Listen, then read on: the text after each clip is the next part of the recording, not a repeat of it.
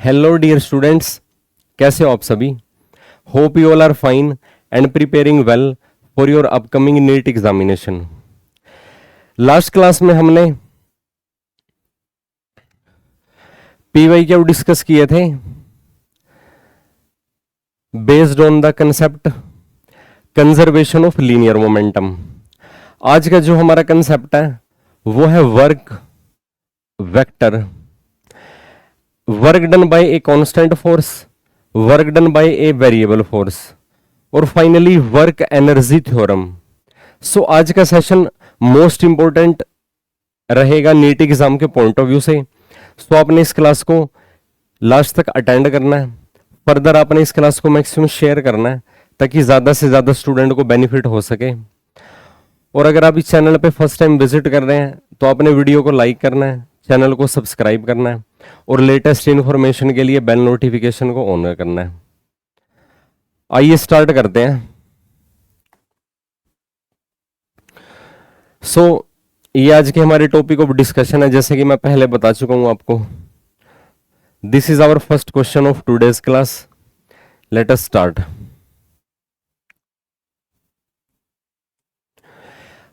एक पार्टिकल के position vector को रिप्रेजेंट किया हुआ आर वेक्टर से। कोसाइन और साइन फंक्शन पे वो डिपेंड कर रहा है पोजीशन वेक्टर। आपको ना उसकी वेलोसिटी के बारे में बताना है, वेलोसिटी की स्पेशली ना डायरेक्शन बतानी है कि वेलोसिटी की डायरेक्शन ओरिजिन की तरफ रहेगी और जो पोजीशन वेक्टर के रिस्पेक्ट में ना क्या रिलेशन रहेगा पोजीशन कोऑर्डिनेट और उसके वेलोसिटी वेक्टर के बीच में। सबसे पहले जो पोजीशन वेक्टर आर है हम उसको लिखते हैं ए कोसाइन ओमेगा टी, और क्योंकि वेक्टर है तो इसमें ना यूनिट वेक्टर एक्स एक्सिस के लॉन्ग यूनिट वेक्टर और साथ में इसका जो दूसरा वाई कंपोनेंट है ए साइन ओमेगा टी और इसके साथ वाई एक्सिस का यूनिट वेक्टर। अब क्योंकि ना पोजीशन वेक्टर देके आपको ना वेलोसिटी की इंफॉर्मेशन पूछ रखी है। अब पोजीशन कोऑर्डिनेट और वेलोसिटी के बीच में क्या रिलेशनशिप होल्ड करता है। If we differentiate the position vector with respect to time then we get the velocity of the particle. So in order to obtain the velocity of the particle, say v, we have to differentiate the position vector with respect to time. So आपने इसको ना differentiate कर देना। Overall अपना एक को common लेके लिख सकते हो। जब आप ना कोसाइन फंक्शन का डेरिवेटिव करते हो आपको वैल्यू मिलती है माइनस में साइन, और फर्दर जब आप ना एंगल का डेरिवेटिव करते हो, एंगल में क्या है एंगुलर फ्रीक्वेंसी ओमेगा का मल्टीप्लिकेशन है टाइम के साथ। टाइम का डेरिवेटिव टाइम के रिस्पेक्ट में 1 बन जाएगा और ओमेगा एंगल से बाहर आके मल्टीप्लाई हो जाएगा, तो ये बन जाएगा माइनस में ओमेगा, और कोसाइन का डेरिवेटिव बन जाता माइनस में साइन ओमेगा टी, और यूनिट वेक्टर तो वही रहेगा एक्स एक्सिस वाला। फर्दर ऐसे ही जब आप ना इसके वाई कंपोनेंट को डिफरेंशिएट करोगे आपको क्या मिलता है प्लस में ओमेगा, साइन का डेरिवेटिव आपको मिलता है कोसाइन ऑफ ओमेगा टी, और ये बन जाएगा अलोंग वाई एक्सिस। सो इस तरीके से आपको ना इसके ना वेलोसिटी वेक्टर मिल गया। अब हमको ये बताना है कि जो वेलोसिटी है वो ओरिजिन की तरफ डायरेक्टेड है या फिर ओरिजिन से दूर है, पोजीशन वेक्टर के पैरेलल है या फिर पोजीशन वेक्टर के परपेंडिकुलर है। अगर हम ना यहां पे पैरेलल और परपेंडिकुलर वाला केस डिस्कस करें, अगर दो वेक्टर एक दूसरे के पैरेलल एग्जिस्ट करते हैं तो आप उस केस में ना क्या सिचुएशन यूज कर सकते हो। बेसिकली पैरेलल वेक्टर के केस में अगर आप उनका ना क्रॉस प्रोडक्ट कंसीडर करोगे तो वो 0 आएगा, और परपेंडिकुलर वाले केस में क्या आ जाएगा उनका ना डॉट प्रोडक्ट 0 आ जाएगा। हम सबसे पहले इनका ना डॉट प्रोडक्ट चेक करते हैं दोनों वेक्टर का, यानी कि जो पोजीशन वेक्टर आर है अगर आप उसका ना डॉट प्रोडक्ट कंसीडर करते हो वेलोसिटी वेक्टर के साथ तो आपको ना फाइनली क्या वैल्यू मिलती है। अब ओवरऑल ए हमने कॉमन ले रखा है तो ये आपके पास बन जाएगा ए स्क्वायर, आई डॉट आई की वैल्यू ना 1 बन जाएगी। सो आप यहां से ना सेकंड पार्ट से ना ओमेगा को भी कॉमन लेके लिख सकते हो। अब कोसाइन आई डॉट आई क्योंकि 1 हो जाएगा तो ये बनेगा आपके पास माइनस में कोसाइन ओमेगा टी, और इसके साथ आपके पास मल्टीप्लाई में है sign omega T, plus I dot J की वैल्यू आपको 0 मिलती है, जे डॉट आई की वैल्यू आपको 0 मिलती है, और फाइनली जे डॉट जे की वैल्यू आपको 1 मिलती है। और उसमें आपके पास क्या साइन आएगा अगर आप ध्यान से देखोगे, ये वैल्यू भी पॉजिटिव है, ये वैल्यू भी पॉजिटिव है। सो ओवरऑल आपको ये वैल्यू मिलती है साइन ओमेगा टी, और इसके साथ आ जाएगा cosine omega T. So overall आप देख रहे हो साइन और कोसाइन का प्रोडक्ट माइनस में भी आया हुआ और पॉजिटिव में भी आया हुआ आपके पास, अगर ध्यान से देखोगे ये वाली टर्म तो नेगेटिव बन जाएगी, सेकंड टर्म पॉजिटिव बन जाएगी। सो ओवरऑल ये वैल्यू आपको ना 0 प्रोवाइड करेगी। सो आपको क्या मिलता है, आर डॉट वी की वैल्यू ना 0 मिलती है। अगर दो वेक्टर का ना डॉट प्रोडक्ट 0 हो जाता है तो वो वेक्टर क्या होते हैं, एक दूसरे के ना परपेंडिकुलर एग्जिस्ट करते हैं। So perpendicular to the position vector, यानी कि fourth option is the required answer. आप ना पैरेलल और आप इनका ना क्रॉस प्रोडक्ट भी चेक कर सकते हो। जैसे उसके लिए आपको क्या करना पड़ेगा, आर डॉट वी, जैसे आई क्रॉस आई, अगर आप ध्यान से देखो जरा, आई क्रॉस आई आपको 0 कंसीडर करना पड़ेगा, जे डॉट जे 0 कंसीडर करना पड़ेगा, आई डॉट जे के बन जाएगा और जे क्रॉस आई वो माइनस के बन जाएगा। लेकिन अगर आप देखोगे जरा ध्यान से, आई क्रॉस जे में ना कोसाइन का स्केयर आएगा और जे क्रॉस आई में ना साइन का स्केयर आएगा। सो साइन स्केयर और कोसाइन का स्केयर अगर आप उनको ऐड कर दे तो आपको 1 प्रोवाइड करता है। अगर वो सबट्रैक्शन में भी आ तो वो कभी भी 0 प्रोवाइड नहीं करेंगे। सो इनका ना ऑल्सो आप यहां पे लिख भी सकते हो, ऑल्सो अगर आप इनका ना क्रॉस प्रोडक्ट कंसीडर करोगे, आर क्रॉस वी जब आप कंसीडर करोगे तो आपको ना नॉन जीरो वैल्यू प्रोवाइड करेगा, यानी कि एक दूसरे के पैरेलल कभी भी नहीं हो पाएंगे। तो इससे हमने परपेंडिकुलर वाली कंडीशन तो ऑलरेडी सेटिस्फाई करवाई रखी है कि दो वेक्टर का ना डॉट प्रोडक्ट 0 हो जाए तो वो क्या हो जाएंगे, परपेंडिकुलर हो जाएंगे। होप आपको ये कंसेप्ट समझ में आया होगा। नेक्स्ट वन इज, नेक्स्ट में भी ना सिंपल जो पोजीशन वेक्टर है वो ना प्रीवियस क्वेश्चन की तरह ही है। यूनिट वेक्टर जो एक्स एक्सिस की तरफ होता है उसको ना आई से रिप्रेजेंट करते हैं, और जो वाई एक्सिस की तरफ यूनिट वेक्टर होता है उसको ना जे से रिप्रेजेंट करते हैं। लेकिन यहां इन्होंने ना आई को एक्स कैप से रिप्रेजेंट किया हुआ है और जे को ना वाई कैप से रिप्रेजेंट किया हुआ है। तो ये एक्स एक्सिस की तरफ यूनिट वेक्टर है और ये वाई एक्सिस की तरफ यूनिट वेक्टर है। अगर आप ध्यान से देखो ये पोजीशन वेक्टर वही है जो प्रीवियस क्वेश्चन में था। Which of the following is true. अब अगर ध्यान से देखोगे वेलोसिटी क्या होती है, आर के परपेंडिकुलर है। दो ऐसे ऑप्शन है जिसमें ना वेलोसिटी को पोजीशन वेक्टर के परपेंडिकुलर दिया हुआ है, जो हम प्रीवियस क्वेश्चन में भी कर चुके हैं। सो अब जैसे यहां पे देखो जरा, इसमें भी परपेंडिकुलर दिया हुआ है, इसमें भी परपेंडिकुलर दिया हुआ है, इसमें भी परपेंडिकुलर दिया हुआ है। अब फोर्थ ऑप्शन तो हो नहीं सकता क्योंकि उसमें ना वेलोसिटी और एक्सेलेरेशन को ना पोजीशन वेक्टर के ना पैरेलल लिखा हुआ है। अब इन तीनों में से हमको ये चेक करना है। अब हमको ना सिर्फ ये देखना, जैसे यहां पे लिखा हुआ है कि वेलोसिटी परपेंडिकुलर है आर के, यहां पे भी सिंपल ये लिखा हुआ है कि वेलोसिटी आर के परपेंडिकुलर है, और इसमें लिखा हुआ वेलोसिटी और एक्सेलेरेशन परपेंडिकुलर है। यहां पे आपको ना एक्सेलेरेशन की भी इंफॉर्मेशन फाइंड आउट करनी पड़ेगी। एक्सेलेरेशन के लिए आपको सिंपल क्या करना पड़ेगा, जो हमने वेलोसिटी वेक्टर फाइंड आउट किया था उसका एक बार और डेरिवेटिव कर दोगे, आपको एक्सेलेरेशन की वैल्यू मिल जाएगी। यानी कि अगर आपको ना एक्सेलेरेशन की वैल्यू फाइंड आउट करनी है, एक्सेलेरेशन के लिए आपको ना वेलोसिटी वेक्टर को ना डिफरेंशिएट करना पड़ेगा टाइम के रिस्पेक्ट में। और अगर आप ना जैसे प्रीवियस क्वेश्चन में अगर आप वेलोसिटी वेक्टर को डिफरेंशिएट करते हो टाइम के रिस्पेक्ट में, तो आपको ना ओवरऑल क्या वैल्यू मिलती है, ओमेगा को हमने बाहर ही निकाल लिया, ओमेगा का ना स्केयर बन जाएगा हमारे पास फाइनली। साइन का डेरिवेटिव आपके पास कोस आ जाएगा और दोबारा फिर कोस का derivative minus sine. So overall अगर आप इसको ना डिफरेंशिएट करते हो दोबारा, फिर ए हमने ऑलरेडी बाहर लिखा हुआ है, ओमेगा को एक बार और बाहर लिख लेते हैं। जैसे देखो कोसाइन का डेरिवेटिव आपके पास है ना साइन बन गया था, साइन माइनस साइन, और साइन का दोबारा कोस करोगे डेरिवेटिव तो ये बन जाएगा कोसाइन ओमेगा टी, साथ में ओमेगा। तो मैं ओमेगा दो बार मतलब एक बार और कॉमन आएगा तो उसको मैं ऑलरेडी बाहर लिख लेता हूं। और साइन का डेरिवेटिव हमने कोस बना दिया था, कोस का दोबारा करोगे क्या आ जाएगा, माइनस साइन।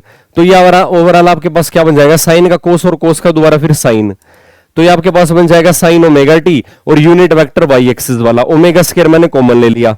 फर्दर आप ना डेरिवेटिव से माइनस साइन भी कॉमन ले सकते हो। सो ओवरऑल आपको ये वैल्यू मिलती है माइनस में। यहां पे जो एक्सेलेरेशन को आपने ऐसा करो कैपिटल ए से रिप्रेजेंट कर लीजिए, ताकि आपको ना, क्योंकि राइट साइड में भी ना स्मॉल ए लिखा हुआ है। सो ओवरऑल यहां से आपके पास बन जाएगा माइनस में ए ओमेगा स्क्वायर, कोसाइन के साथ ना यूनिट वेक्टर है एक्स एक्सिस वाला, साइन के साथ यूनिट वेक्टर है वाई एक्सिस वाला, जैसा कि गिवन फंक्शन में है। तो ये ओवरऑल ना ये वेक्टर आर रिपीट हो जाएगा दोबारा।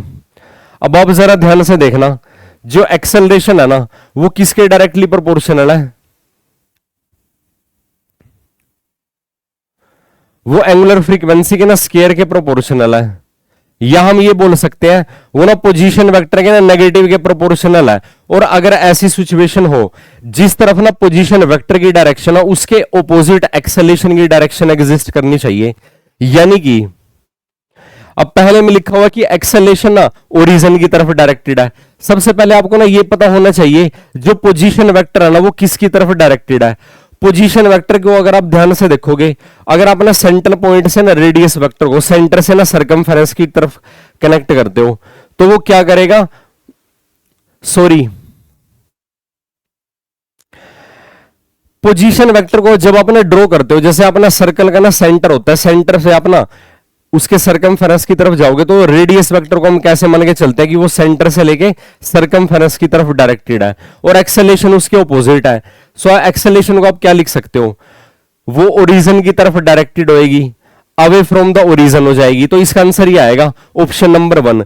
एक्सेलेरेशन क्या हो जाती है, ओरिजिन की तरफ डायरेक्टेड हो जाती है, क्योंकि जो पोजीशन वेक्टर होता है ना उसको अपने सेंटर से सरकमफेरेंस की तरफ कनेक्ट करते हो। यानी कि जो पोजीशन वेक्टर है वो स्टार्ट होता है हमेशा ना ओरिजिन से, और जहां पे पार्टिकल का एक्चुअल पोजीशन है वहां तक ओरिजिन को अपना पोजीशन से कनेक्ट करते हो और आपको जो वेक्टर मिलता है वो पोजीशन वेक्टर मिलता है। एक्सेलेरेशन क्या हो जाता है, पोजीशन वेक्टर का ऑपोजिट, क्योंकि नेगेटिव साइन आया हुआ है। तो वेलोसिटी तो परपेंडिकुलर और एक्सेलेरेशन क्या होती है, डायरेक्टेड टुवर्ड्स द ओरिजिन। इस बात का आपने ध्यान रखना क्योंकि ये ना नेगेटिव साइन आया हुआ है। सो हम यहां पे ये लिख सकते हैं r vector directed away from origin,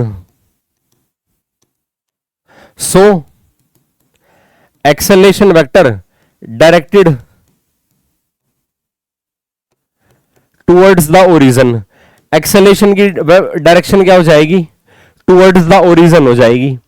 hope आपको ये कंसेप्ट समझ में आया होगा। नेक्स्ट वन इज, इस बात का आपने ध्यान रखना कि ये सर्कुलर मोशन का केस नहीं है। पोजीशन वेक्टर सिंपली जैसे ओरिजिन से ना स्पेस में कोई भी रैंडम पॉइंट हो सकता है, एक्स वाई प्लेन की हम बात कर रहे हैं, उसको आपने ध्यान में रखते हुए ये सिचुएशन कंसीडर करनी है। वेक्टर आपको दे रखा है जैसे अभी तक 2 क्वेश्चन में मेंशन है, और एक दूसरा वेक्टर दे रखा है बी से रिप्रेजेंट किया हुआ है। ये दोनों ना फंक्शन टाइम के फंक्शन है। Then the value of t at which they are orthogonal to each other. 2 vector orthogonal तभी होते हैं जब उनका ना डॉट प्रोडक्ट 0 होता है। कैसे आप लिखोगे, फॉर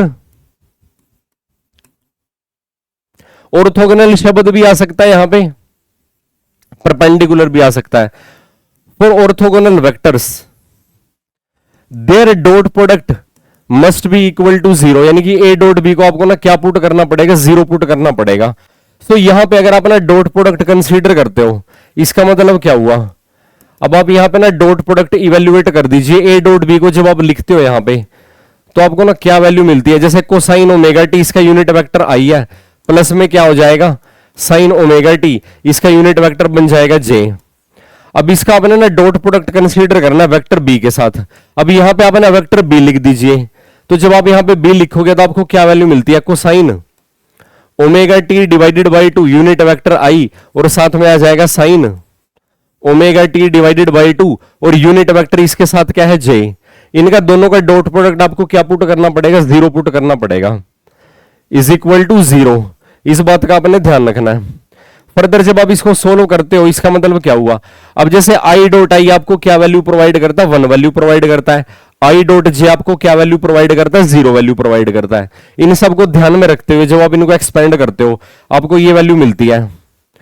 कोसाइन ओमेगा टी, जैसे आई डॉट आई तो 1 ही होता है सिंपली, और ये बन जाएगा cosine omega t divided by 2, I dot J 0 बन जाएगा, जे डॉट आई 0 बन जाएगा, जे डॉट जे 1 बन जाएगा, तो ये आ जाएगा प्लस में साइन ओमेगा टी, और साथ में आपके पास आ जाएगा sine omega t divided by 2 is equal to 0। अब यहां पे आपने ना ट्रिग्नोमेट्री आइडेंटिटी यूज करनी है। ध्यान देना, कोसाइन ए, अगर इस एंगल को अपना ए का नाम दे दोगे, कोसाइन ए कोसाइन बी प्लस साइन ए और साइन बी, ये किसका फॉर्मूला एग्जिस्ट करता है, ये आपके पास आ जाएगा सिंपली कोसाइन ए माइनस बी का। तो जब आप इसको ना कोसाइन ए माइनस बी की फॉर्म में खोलते हो तो आपको ना क्या वैल्यू मिलती है, और क्योंकि ना ए और बी कैपिटल में हमने ऑलरेडी सिंबल यूज कर रखे हैं, आप इसको ना यहां पे कभी आप फिर कंफ्यूज हो जाओ यहां पे कि कैपिटल ए और बी कहां से आए, आप इन एंगल को ना स्मॉल ए और स्मॉल बी का नाम दे दीजिए। क्या नाम देना पड़ेगा आपको? स्मॉल ए और स्मॉल बी का नाम दे दीजिए।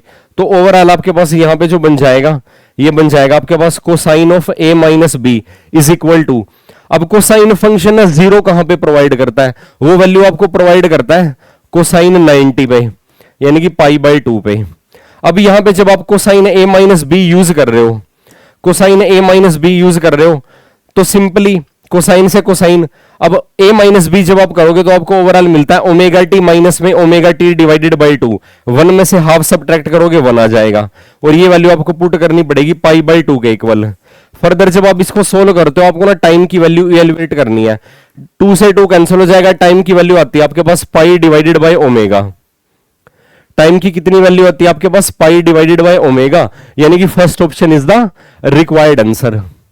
होप आपको ये कंसेप्ट समझ में आया होगा। अगर फर्दर आपको कोई डाउट हो तो आप मैसेज के थ्रू डिस्कस कर सकते हो। नेक्स्ट वन इज, दो वेक्टर हो एक दूसरे के परपेंडिकुलर है, आपको ना ए की वैल्यू फाइंड आउट करनी है। जैसे अभी हमने ना ऑर्थोगोनल पोजीशन वेक्टर का केस डिस्कस किया था, अब ऐसे ही फॉर परपेंडिकुलर वेक्टर्स आप क्या लिख सकते हो? दो परपेंडिकुलर वेक्टर के लिए आप क्या लिख सकते हो? उन दोनों वेक्टर का ना डॉट प्रोडक्ट होता है, जो मान लीजिए जैसे ए डॉट बी है, उनका डॉट प्रोडक्ट क्या होना चाहिए? 0 हो जाना चाहिए। इसका मतलब क्या हुआ?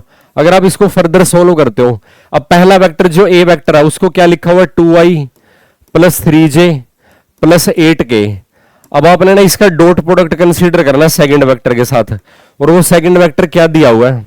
वो आपको दिया हुआ है माइनस में 4i प्लस में 4j और प्लस में लिखा हुआ a इंटू के। ये वैल्यू आपको ना क्या वैल्यू प्रोवाइड करेगी? 0 वैल्यू प्रोवाइड करेगी दो वेक्टर का dot product. Still is equal to, further जब आप इसको सोल्व करते हो, अब डॉट प्रोडक्ट में i डॉट i की वैल्यू तो 1 बन जाएगी, i डॉट j की वैल्यू 0 बन जाएगी और i डॉट k की वैल्यू भी 0 बन जाएगी।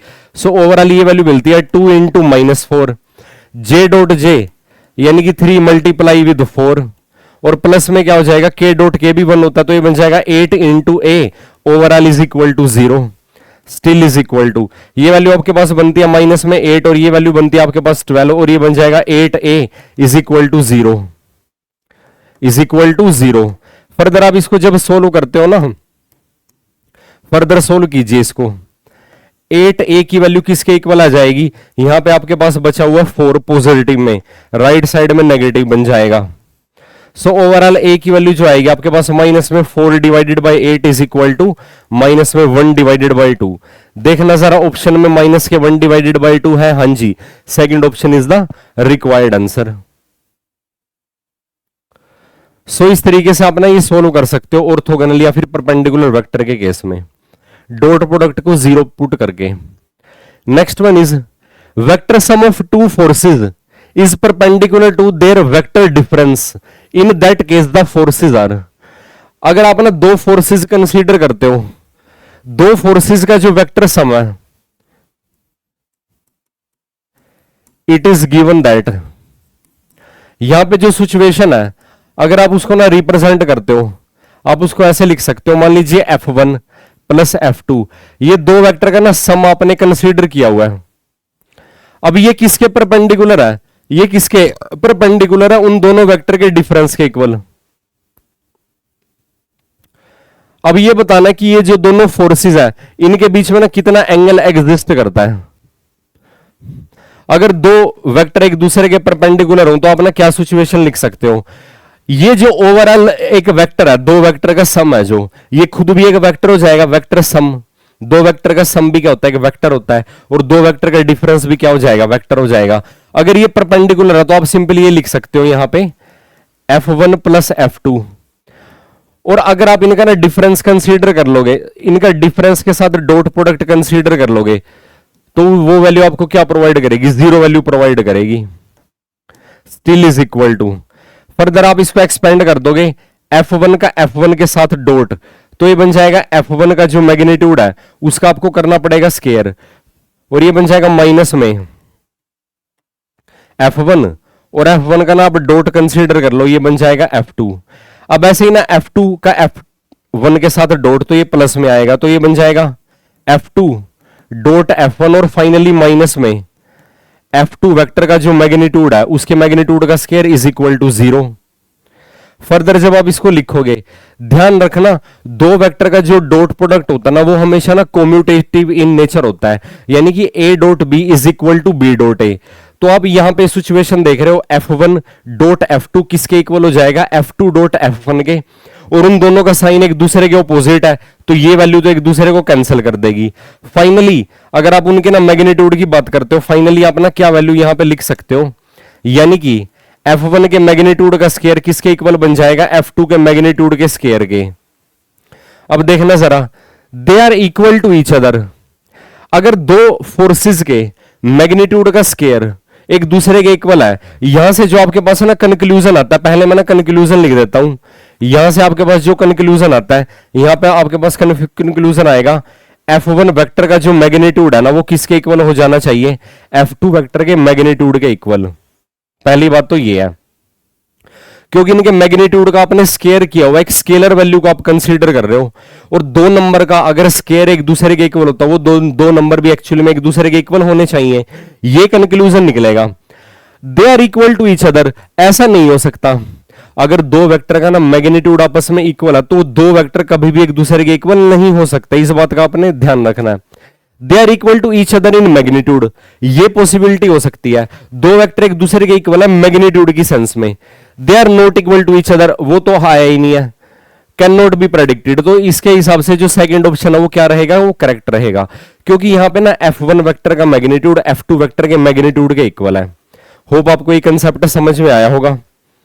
Next one is the angle between the two vector. अब दो वेक्टर के बीच में जब आपको ना एंगल की वैल्यू फाइंड आउट करनी हो, तो उसके लिए ना क्या फॉर्मूला एग्जिस्ट करता है, यहां पे हम ना डॉट प्रोडक्ट का यूज करते हैं। डॉट प्रोडक्ट का यूज करके आप ना एंगल की वैल्यू फाइंड आउट कर सकते हो। डॉट प्रोडक्ट, दो वेक्टर का ना डॉट प्रोडक्ट जब आप ना एक्सपेंड करते हो तो आपको ना क्या वैल्यू मिलती है, ए डॉट बी को जब आप ना एक्सपेंड करते हो तो आपको क्या वैल्यू मिलती है, पहले वेक्टर का मैग्नीट्यूड दूसरे वेक्टर का magnitude cosine of the angle between them.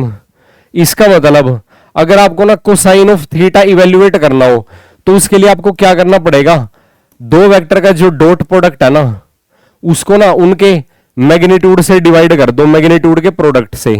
जैसे ए का मैग्नीट्यूड और बी का मैग्नीट्यूड उनका प्रोडक्ट लेके और ए डॉट बी को उनसे ना डिवाइड कर दीजिए। अब आपको यहां पे ना डॉट प्रोडक्ट कंसीडर करना इज इक्वल टू, अब देखना जरा ये वेक्टर ए है तो आप कैसे लिखोगे, 3i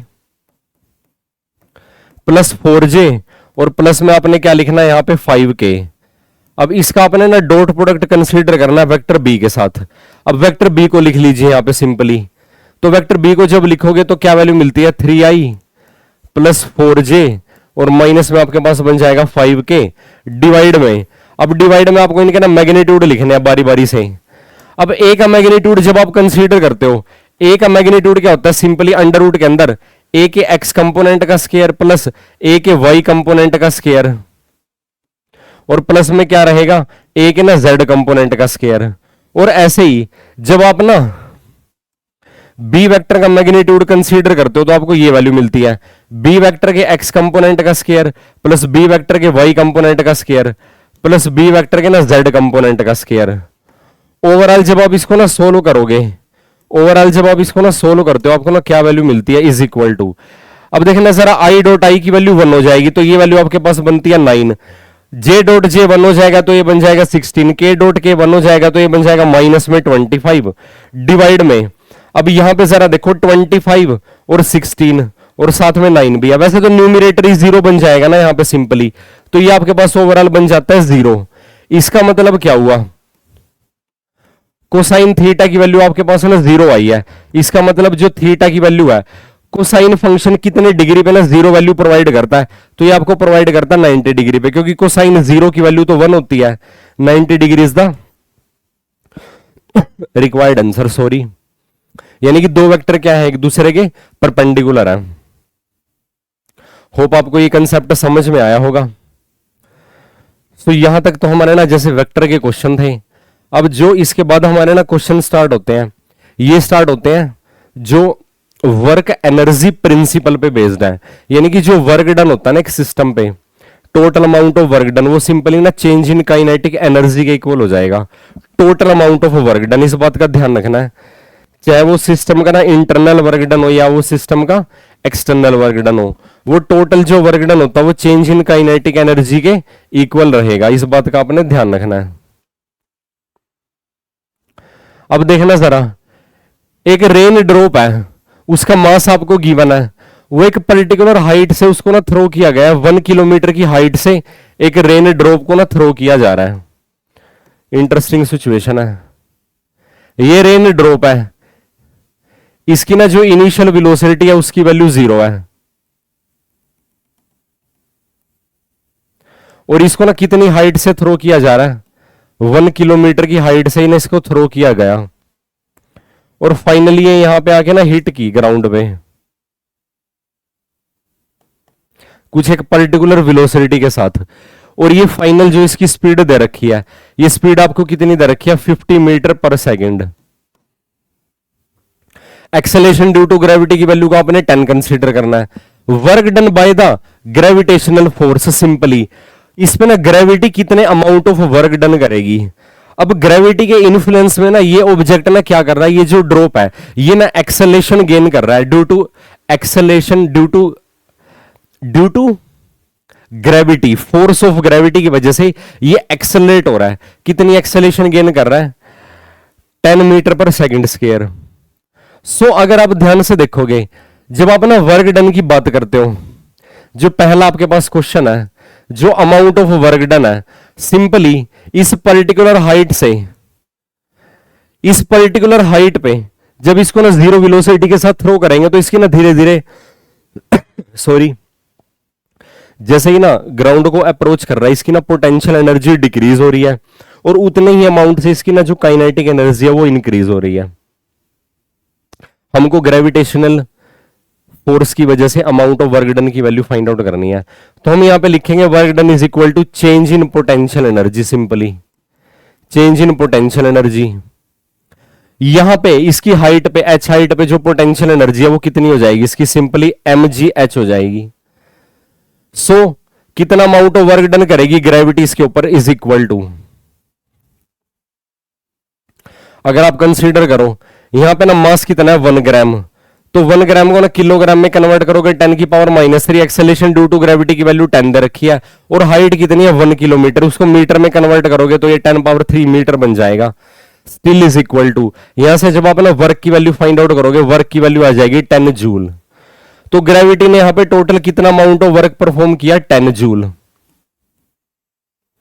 अब जो इसका ना सेकंड क्वेश्चन है, रेजिस्टिव फोर्स ऑफ एयर, इस पे ना कितना amount of work done perform करेगा।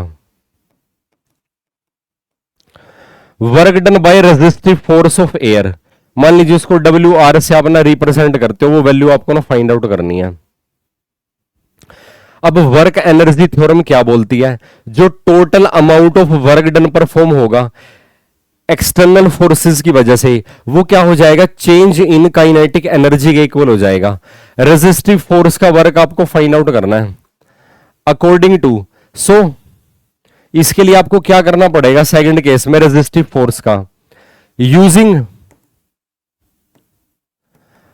Work energy theorem. Work energy theorem का जो आप यूज करते हो, तो जो total amount of work done है वो किसके इक्वल हो जाएगा, चेंज इन काइनेटिक एनर्जी के इक्वल हो जाएगा। किसके इक्वल हो जाएगा, चेंज इन काइनेटिक एनर्जी के। Total amount of work done जब आप ना फाइंड आउट करते हो, यहां पे एक तो इसमें ना ग्रेविटी का वर्क डन है, उसको WG से एक्सप्रेस कर लोगे, प्लस इसमें ना रेजिस्टिव फोर्स का वर्क डन है, उसको WR से रिप्रेजेंट कर लोगे। ये जो हमने यहां पे फाइंड आउट कर रहे हैं, यहां पे चलो आप इसको ना WG से रिप्रेजेंट कर दो, work done by the force of gravity, क्योंकि हमने इसकी ना वैल्यू ऑलरेडी फाइंड आउट कर लिया है। Change in kinetic energy, initial जो काइनेटिक एनर्जी है, जब भी आप ना चेंज की बात करते हो तो आपको फाइनल काइनेटिक एनर्जी में से इनिशियल काइनेटिक एनर्जी की वैल्यू सब्ट्रैक्ट करनी होती है। तो ये बन जाएगा final kinetic energy minus initial kinetic energy, still is equal to, किस वेलोसिटी से ये हिट किया उसका स्क्वायर कर दो, हाफ ऑफ m से मल्टीप्लाई करके, और इनिशियल वेलोसिटी उसकी 0 थी। इनिशियल काइनेटिक एनर्जी जीरो थी ना, क्यों? इनिशियल वेलोसिटी जीरो थी, फ्री फॉल मोशन है। फाइनल ग्राउंड पे किस वेलोसिटी से हिट करेगा वो आपको पता ही है, √2gh अमाउंट से ये हिट करता है, ये तो स्टैंडर्ड फॉर्मूला आपको पता ही है। फर्दर जब आप इसको ना सोल्व करते हो, इसका मतलब क्या हुआ, जो रेजिस्टिव फोर्स का अमाउंट ऑफ वर्क डन है, अब आप ना हाफ ऑफ mv² जब फाइंड आउट करते हो तो ये बन जाएगा हाफ ऑफ मास। मास आपको कितना दे रखा है 1 ग्राम, उसको किलोग्राम में कन्वर्ट करोगे 10⁻³ और वेलोसिटी के स्केयर से मल्टीप्लाई कर दोगे, ये वाला स्केयर है। √2gh का स्केयर करोगे तो ये बन जाएगा 2gh। अब माइनस में ये बन जाएगा work done by the gravity, और वो वैल्यू आपको दे रखी है ऑलरेडी 10, वो हमने फाइंड आउट कर ली थी ना। फाइनली जब आप इसको सोल्व करोगे, work done by the resistive force of air, उसकी वैल्यू क्या बन जाएगी आपके पास? फर्दर जब आप इसको सोल्व करते हो 1/2 से 2 कैंसिल हो जाएगा, 10⁻³ into acceleration due to gravity की वैल्यू कितनी है आपके पास? एक्सेलेरेशन ड्यू टू ग्रेविटी की वैल्यू 10 है, इंटू में हाइट की वैल्यू कितनी है? हाइट की वैल्यू 1 किलोमीटर है, उसको ना मीटर में कन्वर्ट कर लोगे 10⁻³ बन जाएगा। माइनस में amount of work done by the gravity, तो ये बन जाएगा -10। चेंज इन काइनेटिक एनर्जी के इक्वल होना चाहिए total amount of work done. Gravity ने कितना अमाउंट ऑफ वर्क डन किया था ये तो हमने फाइंड आउट कर ही लिया था, mgh। एक बार इस कैलकुलेशन को चेक करो दोबारा, और किस वेलोसिटी से वो हिट किया है। फाइनल काइनेटिक एनर्जी हमने लिख दिया, और फाइनल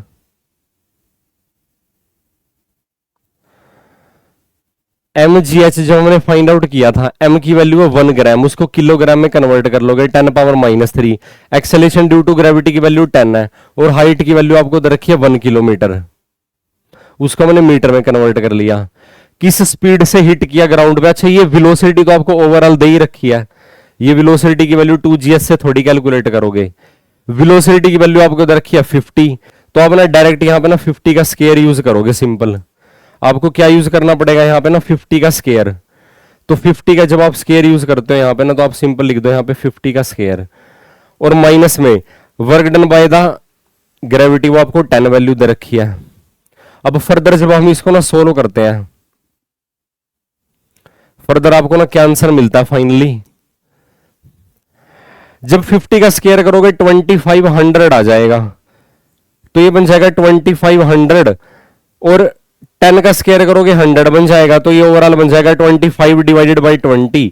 माइनस में इसमें ना 10 की वैल्यू सब्ट्रैक्ट करनी है, 20 एलसीएम आ जाएगा, 25 में से आपको ना 200 सब्ट्रैक्ट करना है, तो ये वर्क डन ना नेगेटिव आएगा। ऑब्वियसली नेगेटिव ही आना चाहिए, क्योंकि जो रेजिस्टिव फोर्स है ना, वो इस बॉल की ना इस ड्रॉप की मोशन का ओपोज करेगा, वो ग्रेविटी के अगेंस्ट एक्ट करेगा ना, रेजिस्टिव फोर्स ऑफ एयर, तो ये नेगेटिव में आंसर आएगा। 25 में से जब आप ना 200 सब्ट्रैक्ट करोगे तो आपको मिलता है 175, और आपने इसको ना 20 से डिवाइड कर दो सिंपली, तो ये वैल्यू आपके पास आती है। ये वैल्यू आपके पास कितनी आनी चाहिए? अगर आप 85 की वैल्यू कंसीडर करते हो तो 8 पॉइंट, ये ना जैसे 8 पे जाएगा, फिर 15, फिर ये 7 पे चला जाएगा, 7 उसके बाद 5 पे, पॉइंट में 8.75 जूल, यानी कि first option is the required answer. अच्छा, उसका वैल्यू, उसका आंसर आप हमारे पास 10 जूल आया था, तो ये थर्ड ऑप्शन क्या आ जाएगा? रिक्वायर्ड आंसर आ जाएगा। होप आपको ये कंसेप्ट समझ में आया होगा। नेगेटिव में उसका रेजिस्टेंस का वर्क डन आएगा, क्योंकि वो अगेंस्ट ग्रेविटी एक्ट करेगा, वो उसकी मोशन को ना स्लो डाउन करने की कोशिश करेगा।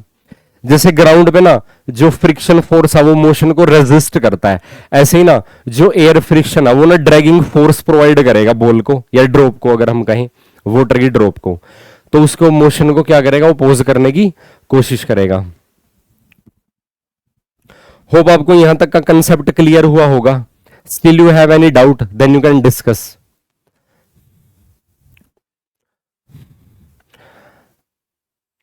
अभी तक तो खैर बोर होने वाला हमने कुछ ऐसा डिस्कस किया नहीं है। होप आप क्लास को एंजॉय कर रहे होंगे, है ना?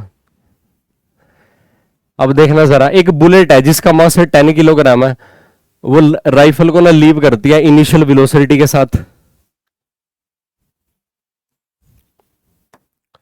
डायग्राम ड्रॉ करना पड़ेगा यहां पे आपको ना।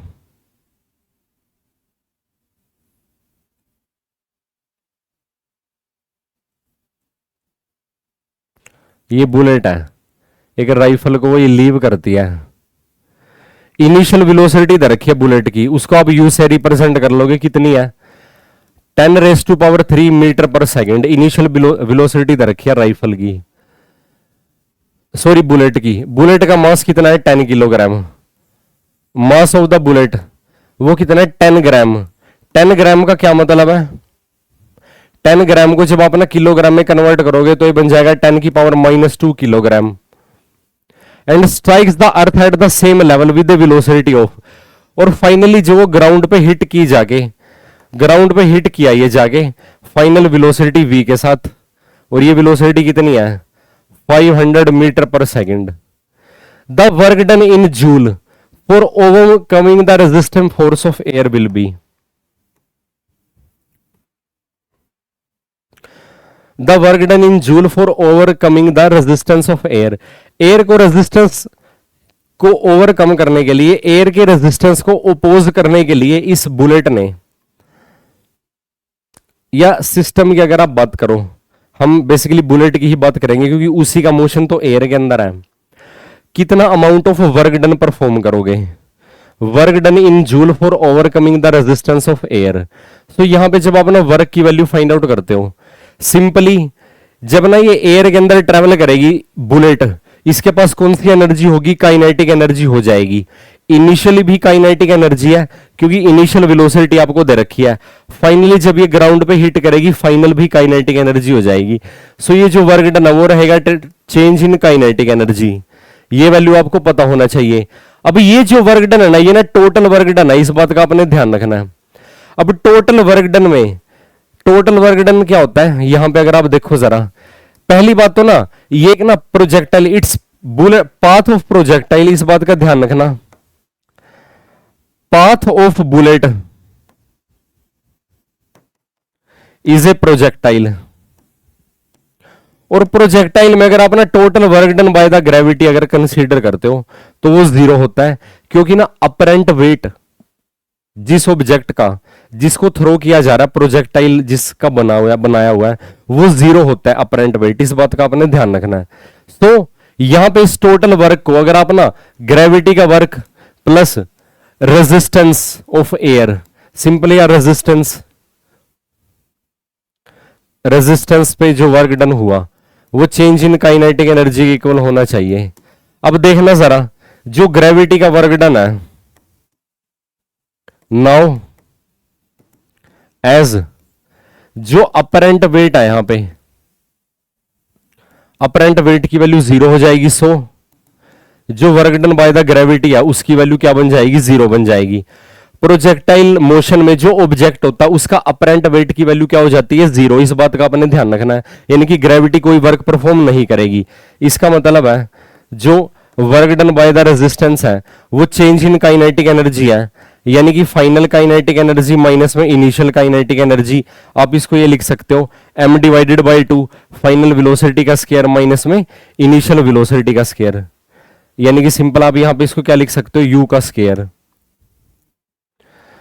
फर्दर जब आप इसको ना सोल्व करते हो, फर्दर जब आप इसको सोल्व करोगे, resistance force of air m का आपने कर देना हाफ, तो ये आपके पास बन जाता है 10⁻⁻² डिवाइडेड बाई 2, और ब्रैकेट में फाइनल वेलोसिटी का जब आप स्क्वायर करते हो तो ये आपके पास बनता है 500 का स्क्वायर माइनस में इनिशियल वेलोसिटी, यानी कि 10⁻³ का आपने क्या करना पड़ेगा, स्क्वायर करना पड़ेगा। ओवरऑल जब आप इसको सोल्व करोगे, ओवरऑल जब आप इसको सोल्व करोगे, देखना जरा क्या आंसर मिलता है।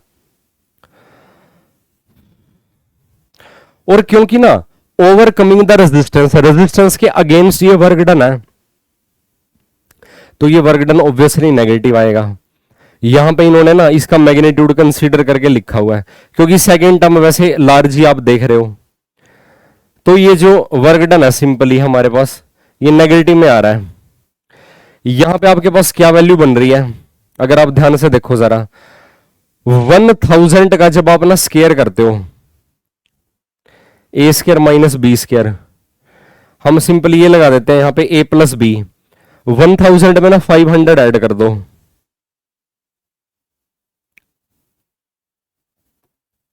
ये बन जाएगा 1500, सब्ट्रैक्ट करोगे ये आ जाएगा 500, डिवाइड में ये 1 और डिवाइड में आ जाएगा 200। फर्दर जब आप इसको सोल्व करते हो, 00 से 00 कैंसिल, और फर्दर जब आप सोल्व करते हो 750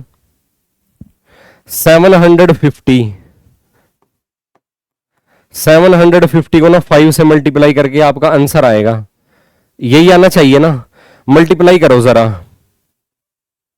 3750 ऑप्शन में है, हाँ जी है, और ये वर्क डन आपके पास जूल में आएगा 3750।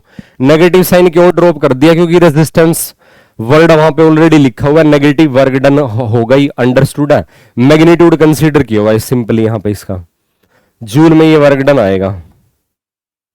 होप आपको ये कंसेप्ट समझ में आया होगा।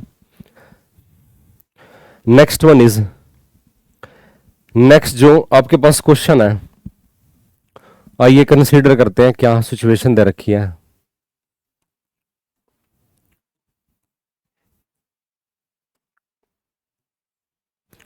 एक पार्टिकल मास दे रखा है, उसका एक सर्कल में मूव कर रहा है वो पार्टिकल। सर्कल की ना आपको सिंपली ना रेडियस गिवन है,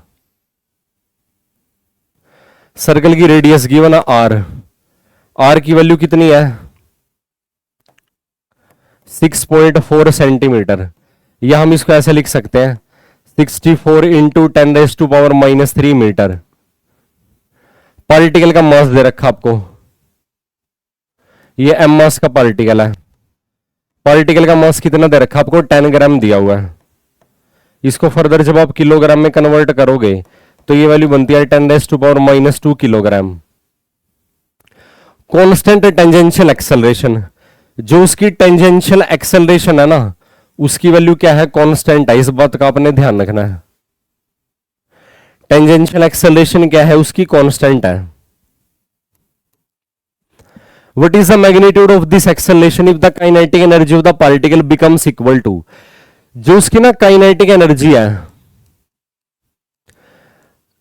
by the end of second revolution, second revolution के बाद जो उसकी काइनेटिक एनर्जी है वो कितनी बनती है after the beginning of the motion, यानी कि इनिशियल वेलोसिटी 0 से उसकी मोशन स्टार्ट हुई है और इतने अमाउंट ऑफ उसकी काइनेटिक एनर्जी है, ये ना जूल के अंदर है। आपको क्या वैल्यू फाइंड आउट करनी है, what is the magnitude of this acceleration, ये जो टेंजेंशियल एक्सेलरेशन कांस्टेंट है ना, इसकी वैल्यू आपको ना फाइंड आउट करनी है। अब अगर आप यहां पे ना वर्क एनर्जी थ्योरम लगाते हो, अकॉर्डिंग टू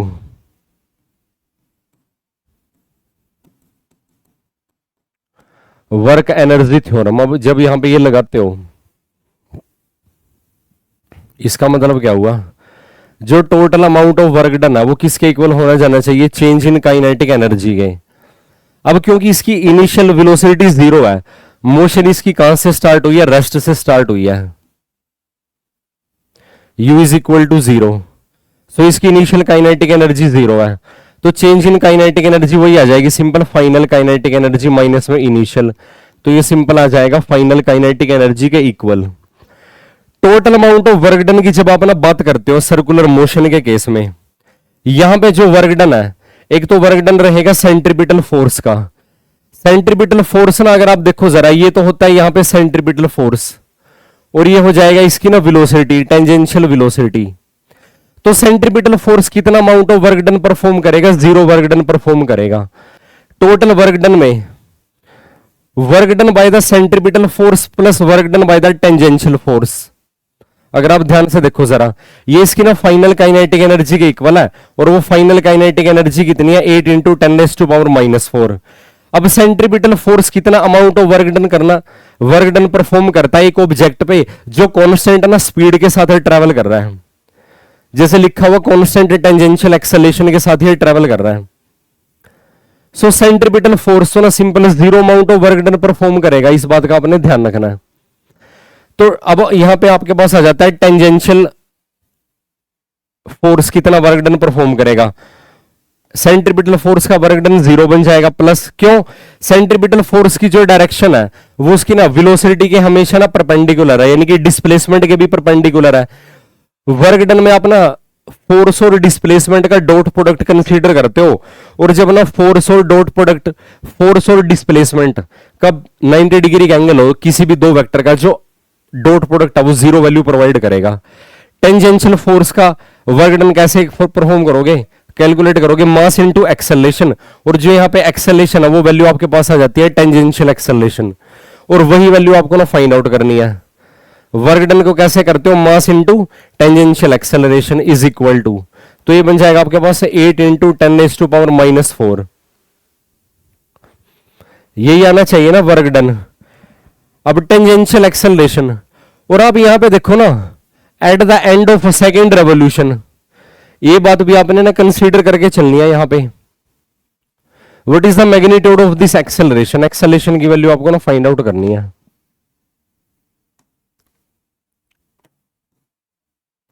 इसका मतलब क्या हुआ, जब आप यहां पे ना टेंजेंशियल एक्सेलरेशन की वैल्यू फाइंड आउट करेंगे, वर्क डन को बेसिकली आप कैसे लिख सकते हो, फोर्स इंटू डिस्टेंस, फोर्स हो जाएगा मास इंटू एक्सेलरेशन। अब साथ में आपको ना डिस्टेंस भी तो मल्टीप्लाई करना पड़ेगा। डिस्टेंस कितना आ जाएगा at the end of second revolution, 2 revolution के बाद ये आ जाएगा 4 पाई आर, इस बात का आपने ध्यान रखना है। और ये वैल्यू आपके पास कितनी आती है 8 into 10⁻⁻⁴, still is equal to. Further जब आप इसको ना सोल्व करते हो तो टेंजेंशियल एक्सेलरेशन की वैल्यू कितनी आएगी आपके पास, 8 इंटू 10⁻⁴ डिवाइडेड बाय 4 को आपने मल्टीप्लाई कर देना पाई से, और फिर मल्टीप्लाई कर दो रेडियस से।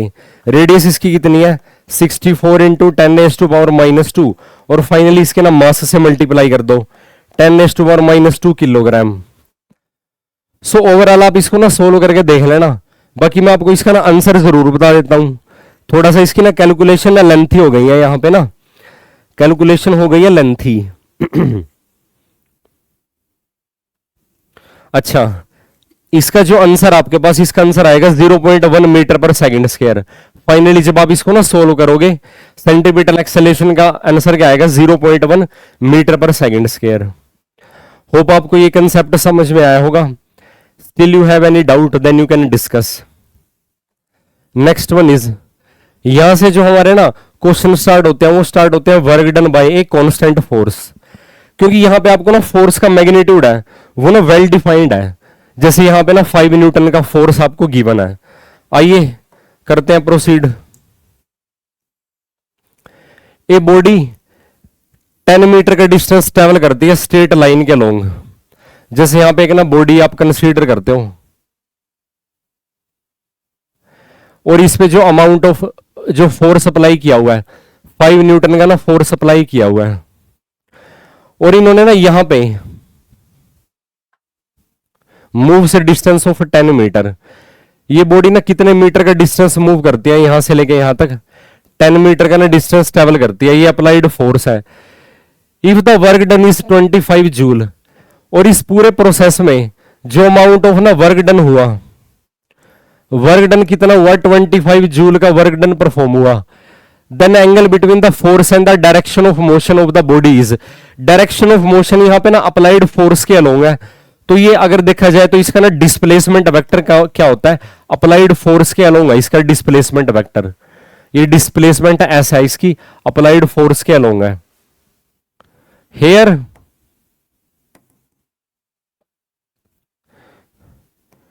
displacement is along the applied force,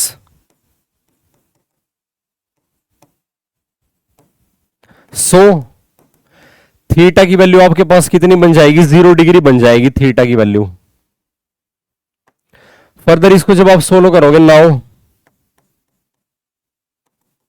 work done का ना फॉर्मूला एग्जिस्ट करता है dot product of force with displacement, और ये फोर्स यानी कि फोर्स का मैग्नीट्यूड डिस्प्लेसमेंट का मैग्नीट्यूड ये बन जाएगा कोसाइन ऑफ 0 डिग्री। ये वैल्यू आपको कितनी दे रखी है 25 जूल दे रखी है amount of work done. If the work done then angle between the force and the direction of motion of the body is, अच्छा, ये आपकी बात ठीक है। हेयर एस, एक मिनट, हमने बाय मिस्टेक वो लिख दिया कि जो डिस्प्लेसमेंट है ना वो अप्लाइड फोर्स के लूंगा, ऐसा नहीं आता है। Let theta be the angle between force and displacement, then आप क्या लिख सकते हो यहां पे, तो ये बन जाएगा आपके पास कोसाइन थीटा। अब इसका मतलब क्या हुआ, अब यहां पे ना आपको ना, क्योंकि ना थीटा की वैल्यू फाइंड आउट करनी है, तो ये बन जाएगा cos theta is equal to, तो ये बन जाएगा 25 डिवाइडेड बाय फोर्स का मैग्नीट्यूड, फोर्स की वैल्यू आपके पास 5 है, इनटू में एस, डिस्प्लेसमेंट कितना है 10 मीटर का, यहां पे डिस्प्लेसमेंट है 50, तो ये बन जाएगा आपके पास 1/2। कोसाइन टेबल में ना 1/2 की वैल्यू आपको कितने एंगल पे मिलती है बताइए, शाबाश, ये वैल्यू आपको मिलती है कोसाइन 60 डिग्री पे, तो थीटा का आंसर क्या आ जाएगा, 60 degree is the required answer. ध्यान रखना 1/2 वैल्यू साइन की टेबल में तो आती है 30 डिग्री पे, और कोसाइन की टेबल पे आती है 60 डिग्री पे। होप आपको ये कंसेप्ट समझ में आया होगा। Simple F dot D S पे बेस था ये, एफ डॉट एस पे। नेक्स्ट वन इज, एक पार्टिकल है, उसका ना इनिशियल पोजीशन वेक्टर आपको गिवन है, R1 से आप उसको डिनोट कर सकते हो, और फाइनली जो डिस्प्लेस हो गया फाइनल पोजीशन वेक्टर गिवन है, यानी कि R2 गिवन है। फोर्स भी यहां पे ना वेक्टर की फॉर्म में गिवन है, how much work has been done by the force. अब जरा ध्यान से देखना, हेयर जो ऑब्जेक्ट का ना एक इनिशियल पोजीशन वेक्टर है, अगर आप इसको ना एक्स वाई प्लेन में ड्रॉ करते हो, मान लीजिए यहां पे पार्टिकल है इनिशियली, ये इसका इनिशियल पोजीशन वेक्टर है R1, और दूसरा ये इसकी ना फाइनल पोजीशन है, ये इसका फाइनल पोजीशन वेक्टर है R2। अब ये इसका ना डिस्प्लेसमेंट वेक्टर है, इसका डिस्प्लेसमेंट वेक्टर है डेल्टा R, और जो डेल्टा R को जब आप ना कंसीडर करोगे तो क्या करना पड़ेगा, फाइनल पोजीशन वेक्टर माइनस में इनिशियल पोजीशन वेक्टर। कीजिए सोल्व, डेल्टा आर की वैल्यू इवेल्युएट करनी पड़ेगी आपको, R2 में से ना R1 की वैल्यू सब्ट्रैक्ट कर दो। अच्छा, ओवरऑल आपको ना जैसे ना फोर्स की वैल्यू भी ना वेक्टर फॉर्म में गिवन है, फोर्स की वैल्यू कितना गिवन आपको 4I + 3J, और न्यूटन में गिवन है। नाउ वर्क डन की वैल्यू जब आप फाइंड आउट करते हो, ध्यान रखना वर्क क्या है, एक ना स्केलर फिजिकल क्वांटिटी है, एक स्केलर फिजिकल क्वांटिटी को आप दो वेक्टर के ना डॉट प्रोडक्ट की फॉर्म में एक्सप्रेस कर सकते हो। आप कैसे लिखोगे, यहां पे ना फोर्स को डिस्प्लेसमेंट के ना डॉट प्रोडक्ट की फॉर्म में एफ डॉट डी आर या फिर डेल्टा आर। इसका मतलब क्या हुआ, यहां पे जब आप ना वर्क डन की वैल्यू फाइंड आउट करते हो, ऑल्सो डेल्टा आर की वैल्यू फाइंड आउट कर लो पहले। डेल्टा आर क्या था आपके पास, R2 - R1 है, R2 - R1 जब करते हो अब आपको ये वैल्यू मिलती है 4I + 3K। इस वेक्टर में से आपको ना R1 वेक्टर सब्ट्रैक्ट करना है, वो वैल्यू कितनी है, माइनस में 2I + 5J।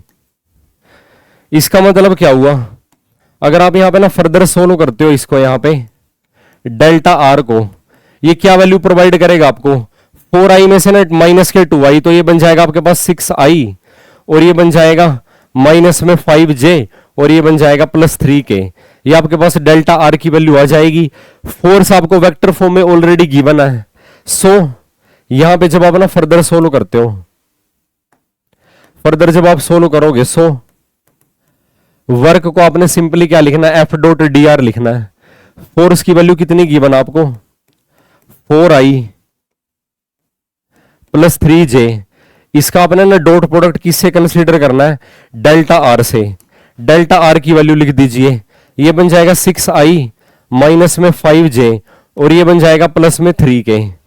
फर्दर जब आप इसको ना सोल्व करोगे, फर्दर जब आप इसको सोल्व करोगे, इसका मतलब है जो अमाउंट ऑफ वर्क डन है, I.I J dot J K dot K की वैल्यू 1 प्रोवाइड करेगा आपको। Further I.J J dot K और K डॉट I उसकी वैल्यू 0 मिल जाएगी आपको।